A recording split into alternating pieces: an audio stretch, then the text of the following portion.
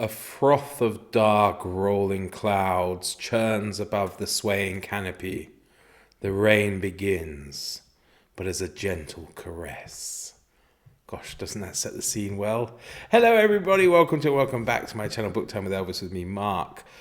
Where, of course, we talk about books. Sometimes great books and sometimes not so great books. And today we definitely have one extreme or the other. I've got two books to talk about today to just kind of chat over with you, which I read. One I thought was amazing and brilliant and everybody should read it, and it's nothing like you think it would be. And the other one, well, I'm going to try and keep it clean, but it was very disappointing to me anyway.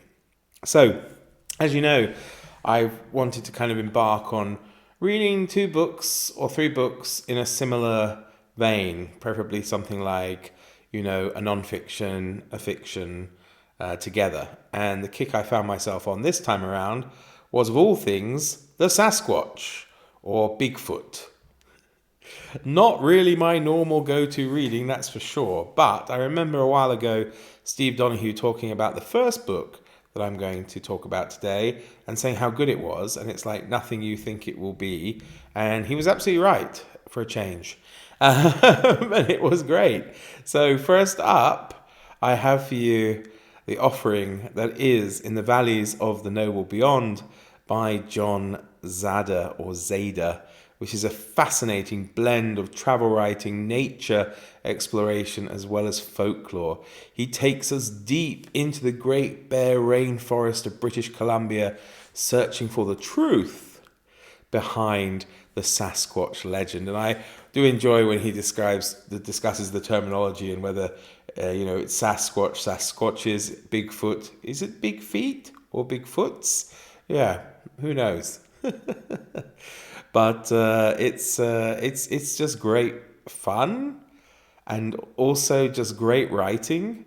And it's not really about the Sasquatch, as you'll see if you read it. I don't want to give too much away, but a lot of it, of course, is about kind of internal reflections and, some hypotheses as to what the Sasquatch might be, whether it's a tangible thing or not. But it's brilliant. It's much more than just a kind of standard cryptid hunt.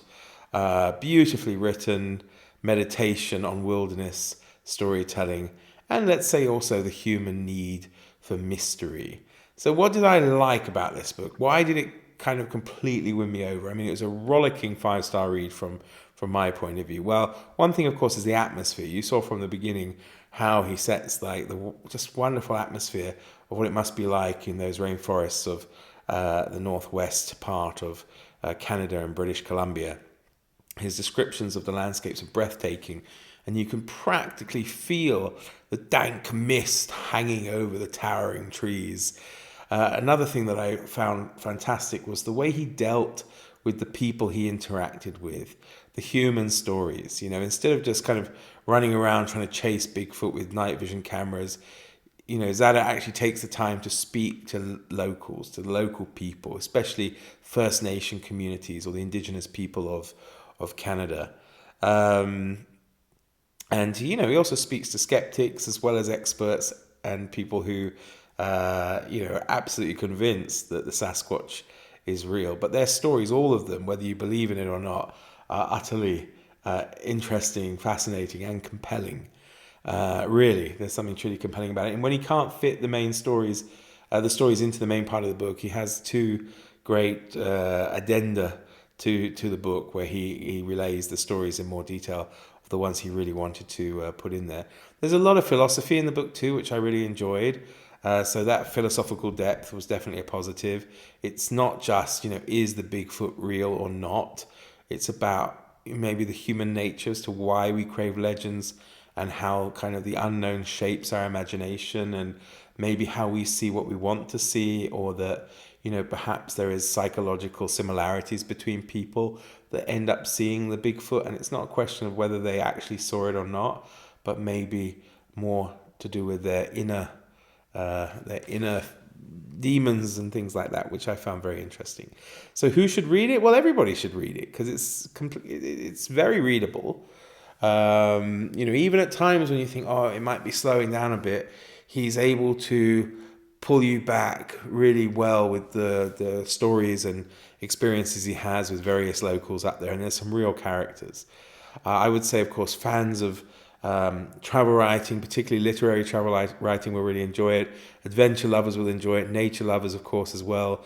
And needless to say, anyone who has any interest in folklore, cryptids, that kind of thing, will definitely like it, as well as those who just enjoy thought-provoking, immersive storytelling, but of the non-fiction variety, if we can say non-fiction, because of course, if we believe in the Bigfoot or not, then some of the stories that are told are probably, let's say the line between fiction and non-fiction may be hazy in there. So it's a fantastic book. I recommend you check it out. In the Valleys of the Noble Beyond by John Zada or Zada. Now we come, sadly, I've saved the worst till last, and it's the book Devolution by Max Brooks. Now, it was fairly highly recommended to me and by people I, do respect in terms of what they would recommend, but it just missed the mark with me, unfortunately. It's a fictional horror thriller about a high-tech eco-community that gets cut off from the world when Mount Rainier, I think if I remember right, it's Washington State, erupts, and the residents are then kind of besieged by bloodthirsty Bigfeet or Sasquatches.